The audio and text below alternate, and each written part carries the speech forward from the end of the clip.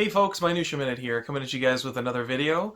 This will be Minutia Minute 99. The only thing standing between us and episode 100 is the video you're watching right now. So it only took 10 years, but almost there. You just got to get through this one, and then someday I'll do an episode 100. For those of you guys who are looking forward to the August Batman update, this video is actually going to take the place of that, because I'm going to be revamping that video series, which will be explained here as well, so keep watching. You'll understand by the time we get to the end of the video. And thank you for your patience, as I know the channel hasn't been super active lately. I've been trying to get at least a video out a month, but it's been tough. Even getting my July update took most of August to get through, just because it's been a busy summer. So as things get more into the winter months, I'm sure I'll have a little bit more time to work on videos and get some other things out for you guys. So the reason I wanted to do this video really stemmed from the fact that in August we got another ginormous pile of Batman books. When I started doing this month in Batman a few months ago, it was like 10, 12 books, whatever it was. This month we're up to 20. So in August we had Batman 111, Batman 89, 1 of 6, Batman The Adventures Continue, issue 3 of season 2, obviously Free Comic Book Day Batman, which was just a preview issue technically, Batman Fear State Alpha, one shot, Batman Reptilian, issue 3 of I'm not sure how many, Clown Hunter, issue 1, Batman Urban Legends, issue 6, Catwoman, issue 34, Detective Comics, issues 1041 and 1042, Harley Quinn, issues 6 and the 2021 annual, I Am Batman, issue 0, The Joker, issue 6, The Joker Presents a Puzzle Box, issue 1, Legends of the Dark Knight, number 4, Nightwing 83, Pennyworth 1 of 7, and Robin issue 5. And technically that's not even everything. That's 20 books in and of itself, but I haven't been picking up anything that launched before Infinite Frontier. So, for example, Batman Catwoman has been coming out. There was the Batman Ra's al Ghul miniseries. I'm not sure if that's still running, but that has been coming out. I haven't been picking those up. Plus, it's playing pretty strict with what counts as a Batman book, because I'm not picking up Suicide Squad, Deathstroke, things like that, which, you know, sometimes those are considered Batman books, sometimes they're not. And the more Batman books DC crams into their lineup, the more non-Batman books sort of inadvertently become Batman books. I know in Urban Legends this last month there was, you know, a teaser for the Deathstroke book coming out, and like I wouldn't necessarily consider Deathstroke a Batman book, but it shows up in Batman Urban Legends. Wildcats launched in Batman Urban Legends. That's definitely not a Batman book, but now it kind of is. So at minimum you're talking about 20 Batman books in August. You could easily say 20 to 25 would comfortably fit in that category, and 20 is what I bought. By November, there's going to be 50 Batman books. So as I alluded to in my July video, this isn't sustainable. Like, I'm obviously not going to be reviewing 50 Batman books. So I had to come up with a solution. It got me thinking about who I am as a collector, what is the state of comic book collecting, but also just collecting in general, I think. And I just wanted to share my thoughts with you and ultimately present my solution, because I do love doing the monthly Batman update videos. Even though they don't get a ton of traction or comments, they're nice for me because I get to kind of go back through what I read, put my thoughts together, remember everything that happened in the prior month, so then I have a launching off point for the books coming up the next month. So it's just nice for me just to kind of gather my thoughts, if nothing else. And those of you guys who watch regularly and comment and leave thumbs up, that's cherry on the top, right? So with all of that as kind of a background, I just wanted to talk about who I am as a collector and the state of collecting for me as it stands right now. Because what a weird time it is to be a collector right now, right? I'm someone who works retail, which means long hours, hard work, tons of interactions with people, not all of those interactions pleasant. I really like retail actually, but it's hard work and it takes up a lot of mind share throughout the day. So when I get home, I like to go somewhere that I can just enjoy a little escapist entertainment. And it's probably an hour a night. Like I don't get a ton of time, but I like to take that time and just enjoy another universe somewhere that I can really dig into. I am particularly partial to universes that have a lot of different content. So, for example, Star Wars, prime example, where it's been around since the 70s. It's got tons of comics, tons of books. It's been through multiple different iterations. Disney's now rebooted it.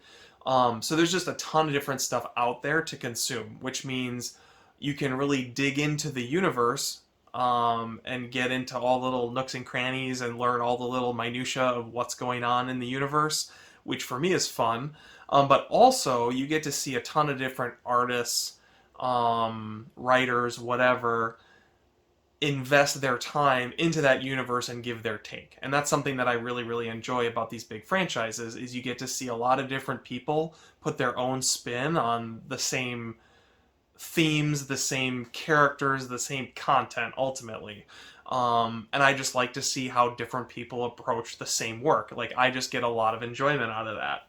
So, in order to talk about the state of collecting today, I want to walk you through how my mind works. So, I'm going to give you an example, which is Aliens. Aliens/Aliens. Technically, they're two different franchises at this point, which is weird.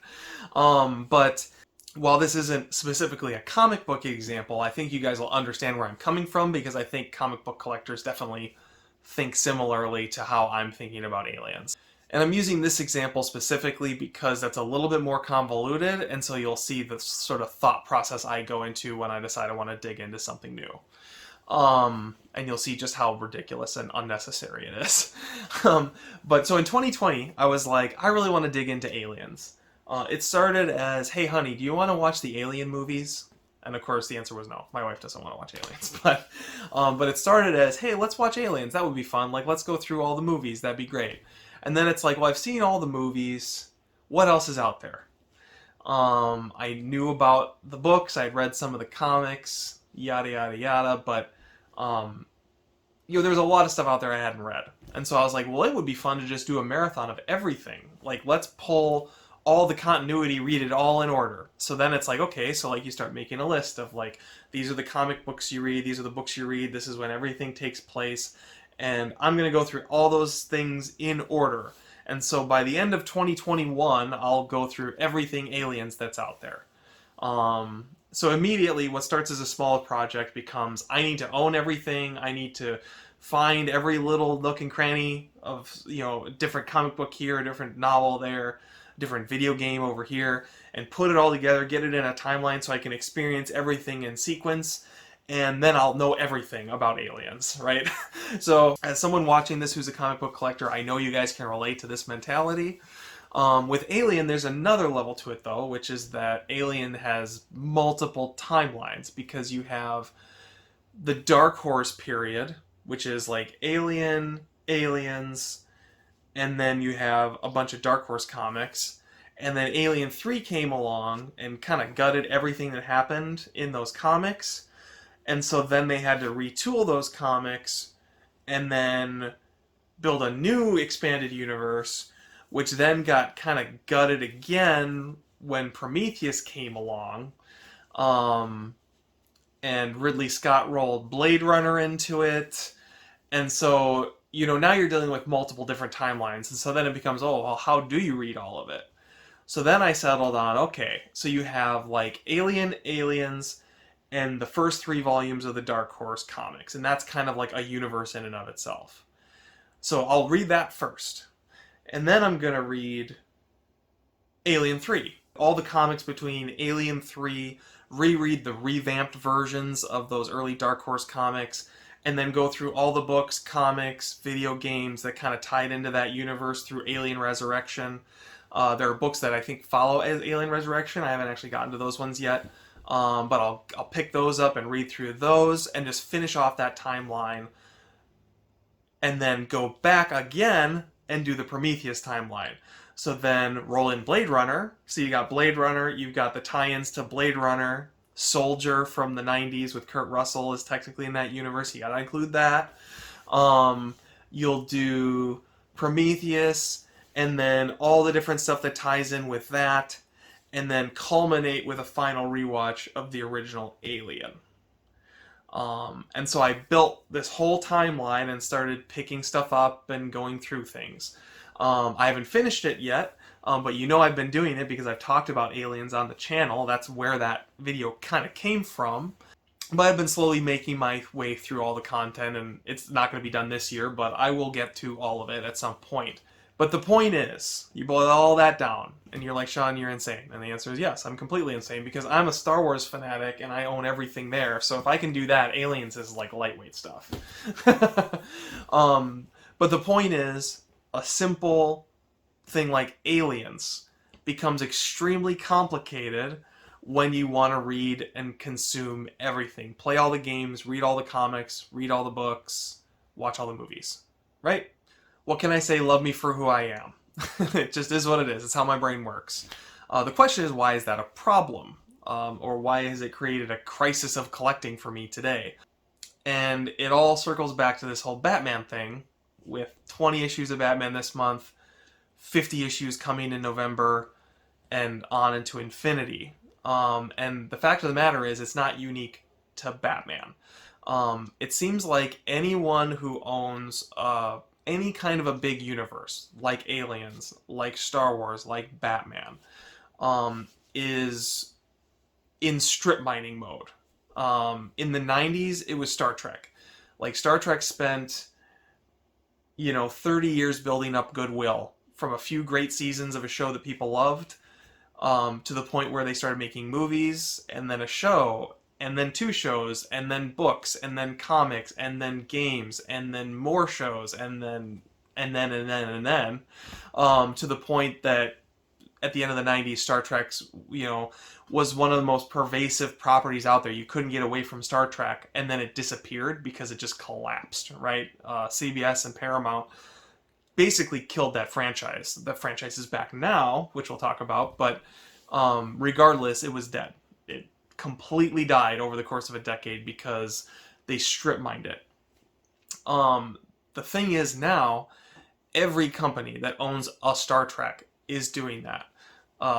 As I said, CBS is doing it right now as we speak with Star Trek, a franchise that is already dead. Like, it died. And as much as they try, and they have multiple shows going on, and I know those shows have their fans, like, you're not going to convince me that Star Trek is as big as it was in the 90s. It never will be. It'll never be more than 1/10 as popular as it was then, at least not anytime soon. As much money as they throw at those shows, like, they have their niche and people like them, but it will not be the pop culture icon that it was. But the strategy that CBS employs is to try to force that issue by providing a mountain of content and a mountain of product to throw at consumers so that it's always front of mind. They want to make sure that you're constantly thinking about Star Trek.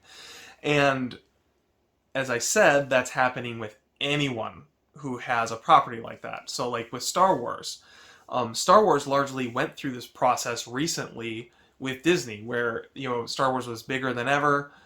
They put out tons and tons of content, and then everything kind of collapsed with Rise of Skywalker. But it never had that dead period. It just went right back, and they just kept forcing the issue, and now you've got shows, and you've still got books and comics and all this stuff constantly coming out. They haven't really missed a beat with Star Wars, despite the fact that interest, I would argue, is way down. Like, with the exception of The Mandalorian, like, people are over Star Wars. I'm someone who, again, tons of Star Wars behind you. I love Star Wars. I'm on board. I'm going to read pretty much everything that comes out, which unfortunately they know that. Because I'm so invested in that franchise in particular. But again, it's not just Star Wars, it's not just Star Trek, it's not just Batman, it's everything. Even Firefly, which was a show that I loved in the early 2000s. We got the movie with Serenity. Dark Horse put out some comics, which was fun. And then now Boom's got it, and they've put out triple the content over the course of a couple of years that Dark Horse put out over the course of just a couple of years, whereas Dark Horse had 20 years to do it. Sorry, bouncing back and forth, but with the Star Wars example, like, All these books in front are the Star Wars books that came out in the 90s and 2000s before Disney had it. Behind that is all the Disney books. They're behind it because I don't revisit those as much because they're not as good. Sorry. But the point is, despite Star Wars having 40 years to build up its universe before Disney rebooted it, Disney is now, 2/3 of the way to surpassing the amount of content that they had put out up to that point, and they've had it since 2015.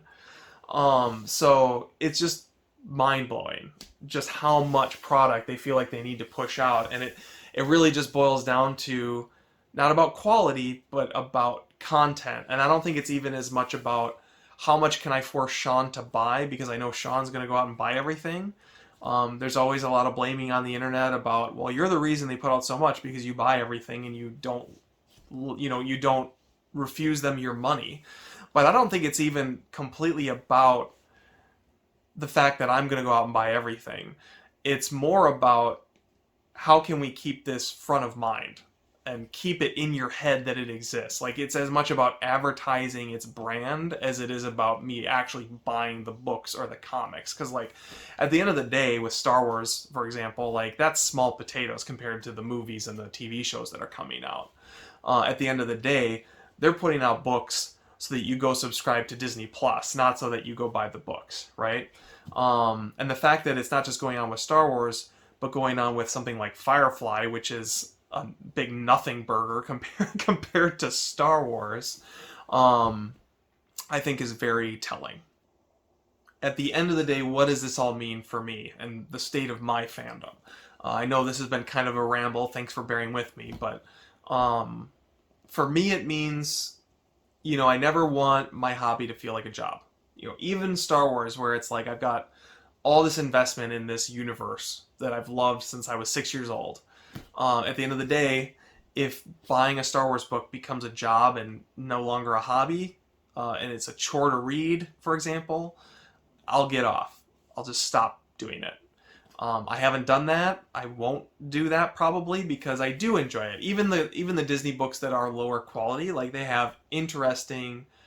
go in interesting directions, and you never know what you're going to get. And there have been some great hidden gems amidst some books that were kind of lackluster. But, that's part of the fun of exploring everything is you wade through a lot of stuff, and then you find that one that's a gem that it's like, I found that one. Not a lot of people know that there's this great little gem out there that now I can recommend to people and get them excited about something I'm excited about. So I'm not at that point with Star Wars. I'm not at that point with Batman. Or anything that I collect, because if I was at that point, I would stop collecting them. But it does mean that I have to think about how I consume those things. When your two favorite things are basically Batman and Star Wars, like, you're in a world of hurt because there's so much stuff coming out all the time. For Star Wars, the way I solved it was I consume them in chunks. For example, right now, I have a whole pile of Marvel Star Wars comics. Everything that they're putting out right now takes place between Empire Strikes Back and Return of the Jedi, so I'm letting it all build up. Once they finish that period, I'll sit down and I'll read the whole thing. And it'll be a fun marathon. I'll have a huge amount of fun doing it, and then I'll wipe my hands of Star Wars and be done for a while. With the High Republic books coming out, like, they come out in waves, so like I'll collect the whole wave, and then on a weekend, or if I have a few days off, I'll sit down, I'll go through everything from that wave, enjoy it, have a lot of fun with it, and then walk away from it and be done for a while. With Batman, it's a little trickier because I want to talk about it with you guys. I want to share what's going on in Batman every month.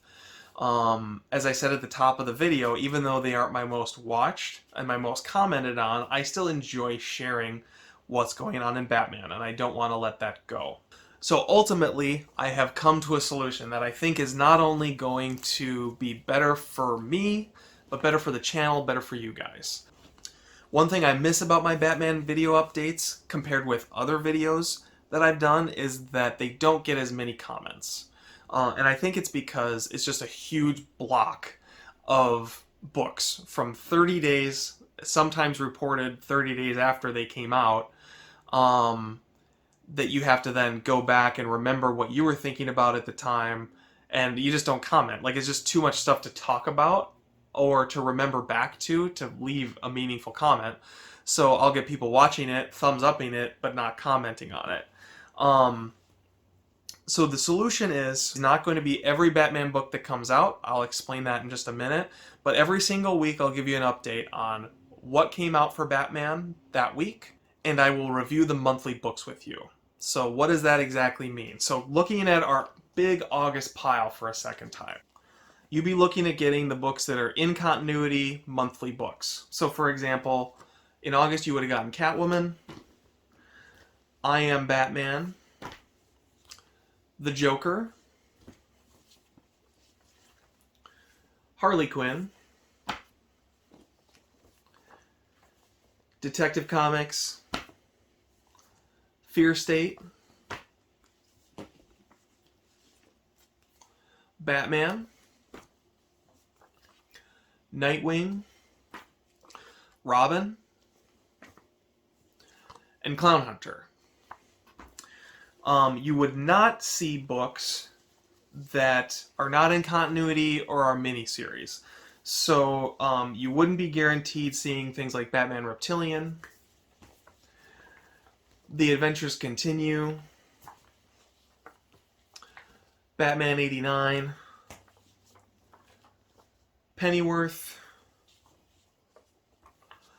or the Joker puzzle box. A couple of caveats to that. Like, for example, with Batman Reptilian. I'm still going to be picking up Reptilian, so if I want to talk about it, I'm going to talk about it, right? I would probably save miniseries to talk about once they're finished. So, like, I might, week one, when Reptilian comes out, I might say, hey, Reptilian's out. I'm not reviewing it right now, but go check it out. And then once all of the books are out, I'll talk about the whole series and do a little special sidebar where I just talk about all the Reptilian books once they're finished. But then if something's not great or I don't care about it, like Pennyworth, I'll just mention, hey, Pennyworth came out, and then that's all I'm really going to say about it, and I won't come back to it. Now, there's a couple oddball ones that may or may not show up. So, for example, Legends of the Dark Knight. An ongoing series, but not really in continuity. So this is one of those, it'll kind of depend on the week if I want to talk about it, but probably I would lean towards not reviewing this on a weekly basis with the rest of the monthly books, just because it's not part of the continuity, the ongoing story of what's going on with Batman right now. That said, again, if I want to talk about it, I always can, and I will, if there's something that strikes me and I want to bring it up. But otherwise, Legends of the Dark Knight probably will be more of a mini-series discussion. Something like Batman 89. Like, I haven't read this yet, but I'm super excited about it, so I would probably talk about this as just a whole series once all 6 issues are out. Make sense? Urban Legends is the other oddball one, because it's in continuity, but it's also, it's just a lot of random hodgepodge. And also, I don't know if all stories are really in continuity, because, in issue 7, we're getting, like, Terry McGinnis, and, like, how does he fit into continuity right now? It's not super clear. So this is one where, again, it's 50-50. Maybe I'll talk about it. Maybe I'll just mention that it's coming out. Who knows? TBD on those. So fast forwarding to September. On September 7th, we got 3 new Batman books. We got Batman Catwoman, which I did not pick up because that started before Infinite Frontier. I haven't been picking up pre-Frontier books. We got Joker, a puzzle box, number 2. And we got Batman issue 112, the first issue of the Fear State arc. In the context of the September 7th video, which I will do for you guys and will post sometime after this video, you can expect me to talk about Batman, Catwoman, Puzzle Box, and Batman 112 all getting issues this week, but you would only actually see a review for Batman issue 112. Hopefully that clears things up for you guys, makes sense. Hope you guys are excited about it. I'm excited to be able to make it a weekly video, knowing that it's a more reasonable number of books. Obviously, there will be certain weeks where, if I have something going on a Tuesday, you won't get the video right away, or I might have to skip a week. I'll do my best to be as transparent about that as I can, but ideally, I would still like to be able to have a weekly update for you so you know what's going on in Batman, and still keep you informed enough that if you want to go pick something up based on my recommendation, you won't have to miss out on anything I would recommend, whether it's a mini series or just one of the regular ongoing books. Besides Batman, I do plan on talking about some non-Batman comic books in the near future. There are other books I'm reading in graphic novel form that I haven't really been able to put my thoughts to, but I do hope to do that here in the next couple months as well. And then separate of that, I have more movie rewinds coming for you. It's been a long time coming. But I do have a couple lined up that I'm excited to start working on. So if you've been enjoying those movie rewind videos, please stay subscribed. They will be continuing. It's just taking a long time for me to get some extra time. Movies are one of those things where I just don't spend as much time on it in the summer because I'm outside. But now that we're getting into the fall, there's going to be a lot more movie content probably coming from me, or at least that's the plan. So stay tuned for that. But yeah, that's basically my update for the channel. Had a lot of thoughts on my chest that I wanted to just share with you guys, and would love to know what your guys' thoughts are on them. So comment below. Stay subscribed. I hope you enjoy my Batman videos and my movie rewind videos. Thanks for watching. Thanks for bearing with me, and have a good one.